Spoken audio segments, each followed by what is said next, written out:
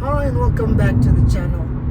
In this video we're going to be doing 5 things we learned whilst watching Man United draw 3-3 against FC Porto last night at the Estadio do Dragão. And yeah, it's not good things, if I'm being honest. It's not. But anyway, without wasting too much time, let's get started. So the first thing we learned whilst watching United last night was the fact that Bruno Fernandes has now gotten back-to-back red cards. Apparently, before last week's game against Tottenham Hotspur, Bruno Fernandes had never gotten a red card before. But you know how they say, the first time it was so nice, I had to do it twice? That's exactly what they mean with Bruno Fernandes, because this guy went and got himself stupidly, and I mean stupidly, sent off last night against FC Porto.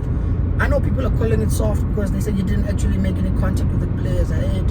However, this is European football, away from home. If you're gonna raise your foot that high, to the height in which you can actually hit someone's head, you are gonna get a yellow card from a referee. Whether you make contact with the player or not, you will get a yellow card. And like I've been saying about this guy, man, I think he's absolutely atrocious, man. Bruno Fernandes, one of the most overrated players by Manchester United fans. Ineos as well went ahead and agreed on to give him a bumper pay rise. I mean, what is he on now? Apparently he's on about something like 300 grand a week. 300,000 great British pounds Bruno Fernandes is on. Honestly, if that is not a sign of Manchester United rewarding mediocrity with bumper wages, and I don't know, because how on earth is this guy getting 300,000 pounds a week? He's been nothing but rubbish. Last season, people seem to forget he was absolutely atrocious for the entire season. Absolutely atrocious. And then only towards April, May, he started to perform for the club. Not even like he was playing well overall, but he was at least getting goals and assists. Now, people usually let GA mask someone's bad performances. I'm not like that. I'm more about the eye test. Are you actually producing? Like don't get me wrong, I like a player who gets goals and assists, right? But I actually want a player who actually plays well. Play the game properly. You know what I'm saying? And Bruno Fernandes, for me, simply does not do it.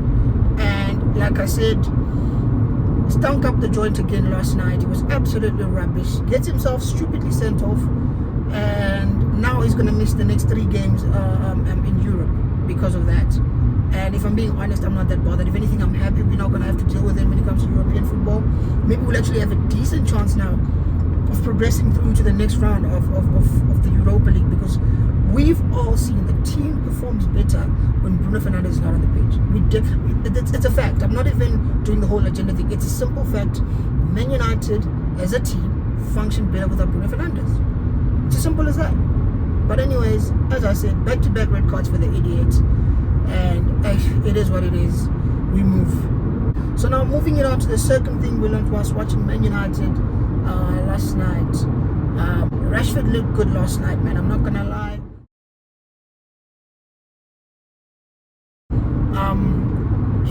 He just kept on getting the ball and being very direct, going at his fullback, beating him for pace, dribbling, going past him every single time. Just had the beating of him the whole first half. I mean, we saw him score that goal, which, like I said last night in my match reaction, Diogo Costa should save that.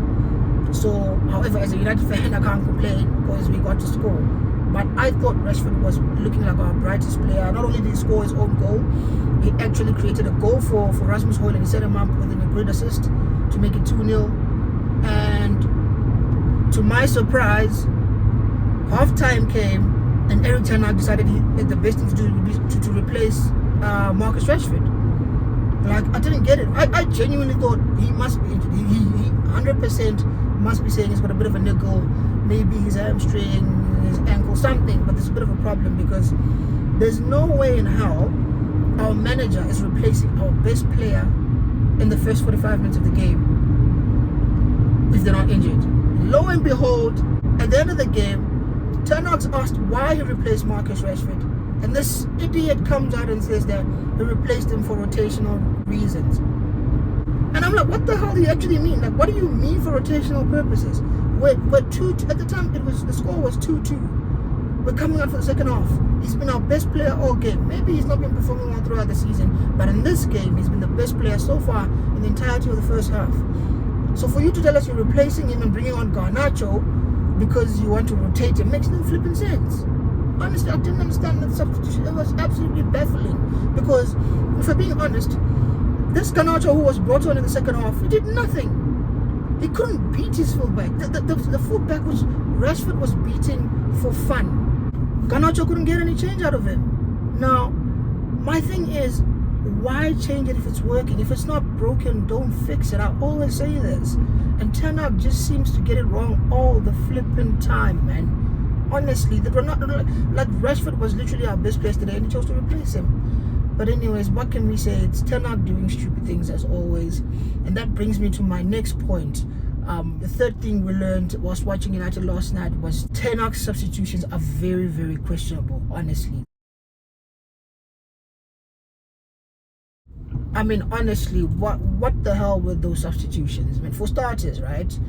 There's a bit of a pattern developing here with regards to Ten Hag substitutions. He seems to like to basically replace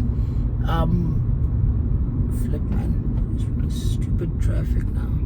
Jeez. Anyways, I guess it's what I get for trying to film whilst driving. Anyway, as I was saying, there's a bit of a pattern with Ten Hag substitutions that I've noticed in the past couple of weeks. He likes making this defensive substitutions, like he'll replace a centre back, and I'm thinking, what the hell are you doing? Like last night, right? We saw him replace both Lisandro Martinez as well as Matthijs de Ligt for Harry Maguire and Johnny Evans. Now, it worked. It did. It genuinely did, because Maguire went on to go and score the equalizer for United. However, I'm not liking these substitutions because they seem to be a reoccurring theme. It's like every chance he gets, he wants to make a change. If he's not replacing Lisandro, he's replacing De Ligt. But yesterday he replaced both, which I understood what was going on yesterday, because both of them were, if I'm being honest, were quite rubbish, which I'll get to next. But my problem here is how frequent these substitutions are being done. Because what do you mean every game you're making centre-back changes? It doesn't make any sense. Especially in a game like last night, whereby the team is 2-0 down, we're trying to score an equalizer, and we are losing. And your thought is to bring on centre-backs. 2 centre-backs. Like, it's not even like you replace the centre-backs and brought on like strikers or offensive players. No, he replaced 2 centre-backs and brought on 2 centre-backs. I'm just thinking, what's going on here, bro? Like, we're losing. We need to try and get the equalizer, if not the winner, you know? So, for me, honestly, I think these substitutions from Ten Hag are very questionable, and he needs to stop doing them, because if I'm being honest, they're not working for us in general. We've seen in the past couple of weeks, whenever he's tried to make an impact in games or by making substitutions, they never seem to work. If anything, they just make us worse, you know? So for me, I'd like to see him be a bit more positive with the substitutions. In fact, I'd like to see him even be a bit more positive when it comes to the starting 11 he picks, you know? Pick an offensive squad, especially when they play against the smaller clubs. I get it, yesterday we were playing FC Porto away from home, but let's be honest, this is not even the prime FC Porto under Jose Mourinho from all those years ago, or even the FC Porto from last season, which had the likes of Pepe. They've lost quite a number of players. Some have been sold, some have just basically retired. So there was no need to be that negative, if I'm being honest, yesterday. But yeah, like I said, man, Ten Hag substitutions are just baffling. This pattern of his of wanting to replace centre-backs and bring on centre-backs, he needs to stop that nonsense, honestly. He really, really does need to stop it. But anyways, that brings me on to my next point, and the fourth thing we learned whilst watching United last night. Matthijs de Ligt and Lisandro Martinez were absolutely horrendous yesterday. I can't lie.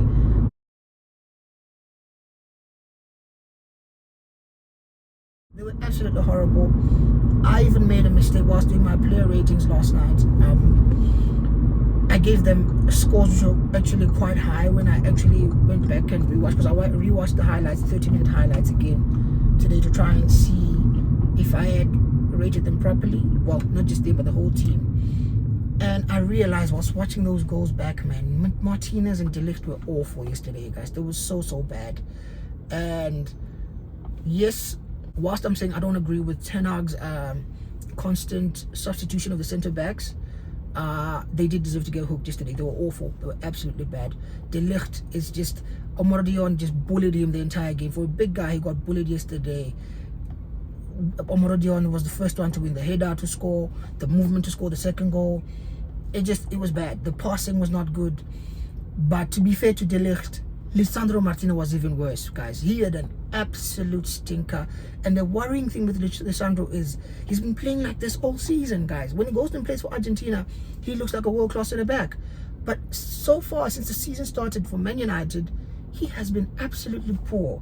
Yes, it's all good doing the passes, you know, the fancy passes and everything, but defend first. Your first job as a centre back is to defend. The first goal that they scored to bring it 2-1 back to Porto, he's sleeping and his man runs off of him and he goes and taps it in, you know. So for me, Licha honestly needs to fix up, man. He's not been playing well. He's not the typical centre back that we know and love, the butcher and all of that. If anything, he's the one who's getting butchered out there, or he's even butchering himself because he's not doing himself any favours. He's been playing absolutely poorly, and honestly, I'm a bit worried. Yeah, I'm a bit worried. We need Lenny Yoro to get back fit. Maybe whilst he's fit, Lisandro Martinez might even find himself on the bench because, like I said, he's not been playing well at all. Both of them yesterday didn't play well, but Lisandro Martinez, for me at least, the entire season so far, he's been playing absolutely rubbish. But yeah, it is what it is. I guess we need him to fix up. But anyways, on to the fifth and final thing we learned whilst watching United last night. Diogo Dalot, one of my favorite players at the club right now. I thought last season he was our best player. He was our player of the season, rightfully so. He even won the award, rightfully so. The first few games of the season he also played well, but I've noticed in the past 2 or 3 games he hasn't been playing well at all either. Again, like I said, he's one of my favorites, but just because you're one of my favorites doesn't mean I can't call you out when you play rubbish, you know. He was absolutely poor like yesterday, man. Absolutely poor. And I'm noticing it, like I said, the past 2 or 3 games, his passing is off. He's not as offensive as he usually is. He's not going forward too much, and when he does go forward, he's not really creating much. He's not putting balls into the box. He's not shooting. He's not doing anything. And defensively, he's even worse. Yesterday, both the goals that FC Porto scored, right, they were both scored from our left side of the pitch, which is where Dalot was playing left back. Both the goals which were scored by Porto in the first half to make it 2-2. He could have done something. He could have stepped out quicker. Him and Rashford could have stepped out and blocked, or rather tried to stop the cross from FC Porto. But he didn't do it. And that basically resulted in Porto getting 2 easy goals. Those are 2 easy goals from them. And for me, it's annoying because, like I said, this is a player who I know is actually capable. He's a good player. But of the past couple of weeks, he seems to be off it. And this seems to be a recurring theme with the whole team. Good players are not playing well. You know, good players who we rate as Man United fans, are actually not performing. And that's very worrying for me as a United fan. So I'd like to see that change very, very soon. But yeah, like I said, man, United is just awful so far, man, right now. And we've got Villa on Sunday. Honestly, I can't wait for Villa because I feel like that's going to be the last game for Erik ten Hag. And as someone who's been saying Erik ten Hag is not good enough, I can't wait for that game to come and go. Because I'm quite sure, or rather I feel like after that game he will get sacked. Honestly, I think he will get sacked. Whether we win against Villa or not, I think he should get sacked.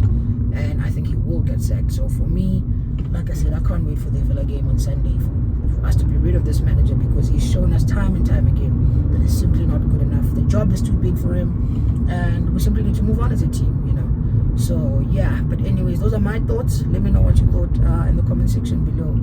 And if you haven't already, please like the video, share the video, subscribe to the channel, and I will see you guys soon.